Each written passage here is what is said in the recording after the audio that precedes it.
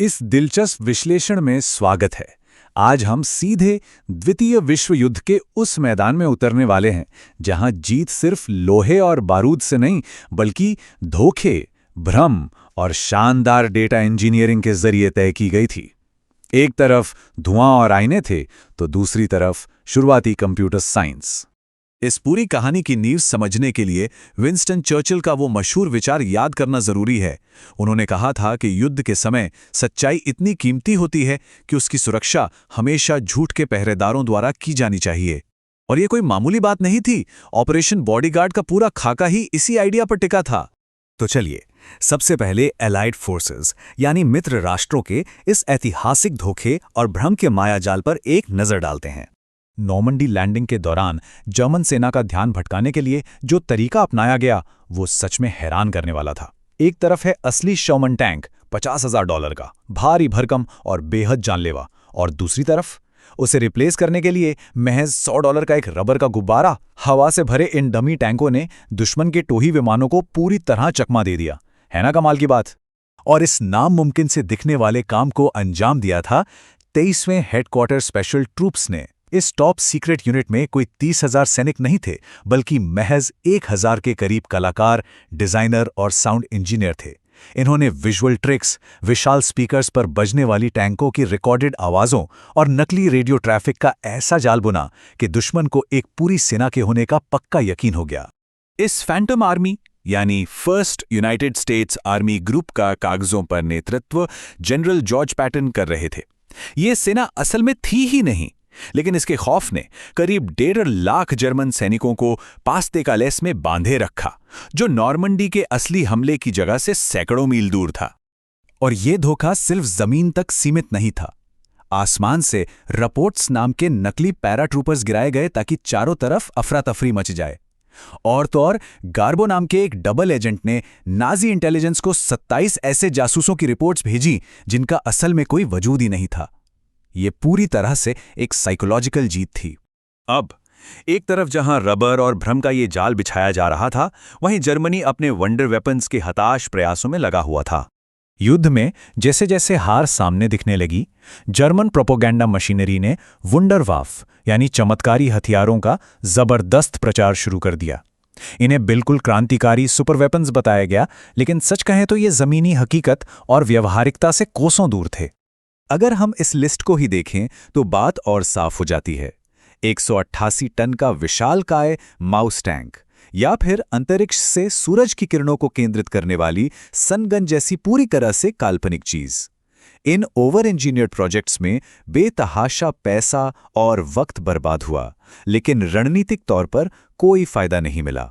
और जब तक इनके इक्का दुक्का प्रोटोटाइप तैयार हुए, तब तक बाजी हाथ से निकल चुकी थी। लेकिन असल में इस महायुद्ध का सबसे निर्णायक मैदान कोई जमीन या आसमान नहीं था, बल्कि वो था एनिग्मा कोड का युद्ध, शुद्ध रूप से जानकारी की जंग। जर्मन मिलिट्री अपने सीक्रेट मैसेजेस के लिए पूरी तरह से एनिग्मा मशीन पर निर्भर थी। ये घूमने वाले पहियों वाली एक बहुत ही कॉम्प्लेक्स डिवाइस थी जो संदेशों को ऐसे कोड में बदल देती थी जिसे तोड़ना नामुमकिन माना जाता था। उन्हें लगा कि उनकी बातें पूरी तरह सुरक्षित हैं, लेकिन ब्लेचले पार्क में बैठे अलाइड कोड ब्रेकर्स ने चुपचाप इस एन्क्रिप्शन को क्रैक कर लिया था और उनके प्लान्स पहले ही पड़ रहे थे। इसकी जटिलता समझने के लिए बस इस नंबर पर गौर करते हैं। एक standard world war II enigma machine में 1.07 × 10⁻23 यानी 10⁻23 संभावित कॉन्फ़िगरेशन हो सकते थे। ये संख्या सच में दिमाग घुमा देने वाली है। लेकिन आप बात करते हैं आज के समय की और देखते हैं कि कैसे मॉडर्न AI ने इस ऐतिहासिक कोड को आसानी से ब्रेक किया है। दशकों पहले जिन डिक्रिप्शन एल्गोरिदम्स को सुलझाने में महान गणितज्ञों की पूरी जिंदगी लग जाती, आज उन्हें आर्टिफिशियल इंटेलिजेंस बड़ी आसानी से क्रैक कर लेता है। हिस्टोरिकल हार्डवेयर से लेकर आज के सॉफ्टवेयर तक का ये सफर शानदार है। आज का एक LSTM रिकरेंट न्यूरल नेटवर्क ऐसे पॉली अल्फाबेटिक सिफर को चुटकियों में सीख सकता है। इस टेक्निकल प्रोसेस को थोड़ा और डीप में समझते हैं। यहाँ एन्क्रिप्टेड साइफर टेक्स्ट और की को वन हॉट मैट्रिसेस के रूप में नेटवर्क में फीड किया जाता है। फिर ये LSTM एल्गोरिथम समय के साथ एक एक करके छिपे हुए प्लेन टेक्स्ट कैरेक्टर्स की बिल्कुल सटीक भविष्यवाणी करना सीख जाता है। रिसर्चर्स ने पाया कि एनिग्मा के इस डिक्रिप्शन फंक्शन को पूरी तरह से मास्टर करने के लिए एआई मॉडल के long short term memory cell में कम से कम 3000 हिडन यूनिट्स का होना जरूरी था। इस लर्निंग कर्व को देखना सच में काफी दिलचस्प है। हजारों एग्जाम्पल्स को एनालाइज करने के बाद एक पॉइंट ऐसा आता है जहां एआई अचानक इस सिफर के अंदर के मैकेनिक्स को पकड़ लेता है। लगभग 1 लाख ट्रेनिंग स्टेप्स के करीब पहुंचते ही एक्यूरेसी का ग्राफ सीधे रॉकेट की तरह ऊपर जाता है और 100% के करीब पहुंच जाता है। और सबसे कमाल की बात तो यह है कि इस न्यूरल नेटवर्क को एनिग्मा के कोई रूल्स नहीं सिखाए गए थे। इसने एक तरह के ब्लैक बॉक्स सिनेरियो में सिर्फ इनपुट और आउटपुट के स्टैटिस्टिकल पैटर्न्स को देखकर बिना किसी इंसानी मदद के मशीन का पूरा इंटरनल लॉजिक खुद ही क्रैक कर लिया। इसका सीधा सा मतलब यह है कि जो तकनीक आज हमारे ट्रांसलेशन सॉफ्टवेयर को चला रही है, वो अपने आप उन क्रिप्टोग्राफिक रहस्यों को भी सुलझा सकती है जिन्होंने कभी दुनिया की तकदीर तय की थी। मेमोरी यूसेज को कंपेयर करके एआई ने एक डिजिटल दिमाग के अंदर पूरी की पूरी वर्ल्ड वॉर 2 की खुफिया एजेंसी का काम दोहरा दिया। तो इस चर्चा को खत्म करते हुए एक बड़ा सवाल सामने आता है।